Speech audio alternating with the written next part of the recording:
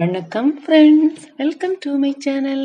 இன்னைக்கு வல்லாரை பற்றி தான் பார்க்க போகிறோம். வல்லாரையை வச்சுட்டு ஒரு சாலட் செய்ய போகிறோம். இந்த வல்லாரையை பிராமி அப்படின்னு சொல்லுவாங்க. இதில் நிறைய ஆன்டி ஆக்சிடென்ட்ஸ் இருக்குது. அதனால அந்த ஆன்டி ஆக்சிடென்ட்ஸ் நம்ம எடுத்துக்கிறதுனால நம்ம ரொம்ப ஆரோக்கியமாக இருக்கலாம். பொதுவாக வல்லாரையை துவையல், வல்லாரை பொடி, வல்லாரை மிட்டாய் அந்த மாதிரி நம்ம எடுத்துப்போம்.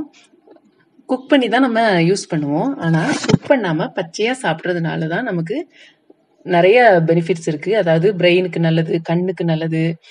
இப்போ இந்த பிரெயினுக்கு நல்லதுன்னா நீங்கள் பொதுவாகவே வல்லாரைன்னு சொன்னோடனே அது ஞாபக சக்தி தரும் அப்படின்னு சொல்லுவாங்க. பிரெயினுக்கு போகக்கூடிய, கண்ணுக்கு போகக்கூடிய நரம்புகளுக்கு பலம் தரதுனால இது நமக்கு ரொம்ப நல்லது.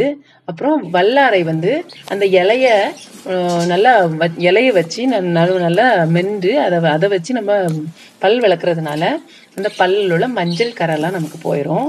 அப்புறம் வாய்ப்புண்ணு, குடல் புண்ணு இதுகளுக்கெல்லாம் ரொம்ப நல்லது. இப்போ அந்த கீரையை நான் எங்கள் வீட்டு மாடியில் தான் வச்சிருக்கிறேன். அந்த கீரையை இப்போ நம்ம மாடியில் போய் அதை பறித்து எடுக்கலாம். இதுக்கு மெயின்டெனன்ஸ் கூட ரொம்ப இல்லை, நம்ம ரொம்ப ஈஸியாகவே அது வளரும். அதே போல் பறிக்கும்போது அதுக்கு நீள ஸ்டெம் இருக்கும். அந்த நீள ஸ்டெம்மோடு சேர்த்து பறிக்கணும். அப்போ தான் இதோட பெனிஃபிட்ஸ் நமக்கு ரொம்ப நல்லாயிருக்கும். இப்போ இது ஒரு ஸ்ரீலங்கன் ரெசிபி. இந்த ரெசிபியை நம்ம இப்போ எப்படி பண்ணலான்னு பார்ப்போம்.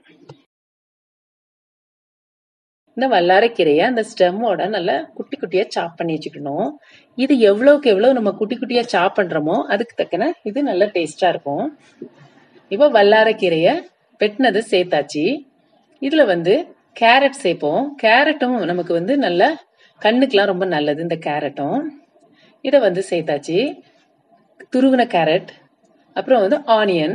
ஆனியன் நான் இன்னைக்கு பெரிய வெங்காயம் எடுத்திருக்கிறேன். சின்ன வெங்காயத்தையும் இப்படி குட்டி குட்டியா கட் பண்ணி சேர்த்தோம்னா நல்லா கிரன்ச்சியா ரொம்ப நல்லா இருக்கும். அதே போல தக்காளி, தேங்காய் துருவல், பச்சை மிளகாய் எல்லாமே நமக்கு தேவையான அளவு தான். இதுக்கு மெஷர்மெண்ட் இல்லை. பச்சை மிளகாய் நம்ம காரத்துக்கு தக்கன எடுத்துக்கலாம். அதே போல உப்பு சேர்த்து நல்லா மிக்ஸ் பண்ணணும். ஒரு ஸ்பூன் நம்ம அதுல இருந்து எடுத்தோம்னா அந்த ஒரு ஸ்பூன்ல எல்லாமே அதுல இருக்கணும். தேங்காய், தக்காளி, ஆனியன், கீரை எல்லாமே, கேரட் எல்லாமே அதுல இருக்கணும். அந்த மாதிரி நல்லா ஃபைனா மிக்ஸ் பண்ணிக்கணும்.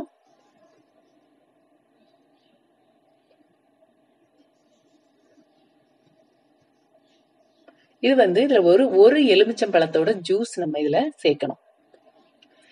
இதுல 5 வகையான டேஸ்ட் நமக்கு இருக்கும். புளிப்பு, காரம், இனிப்பு, துவர்ப்பு, உப்பு. மத்த மாதிரி இது ரொம்ப வித்தியாசமான ஒரு சுவையில ரொம்ப நல்லா இருந்துச்சு.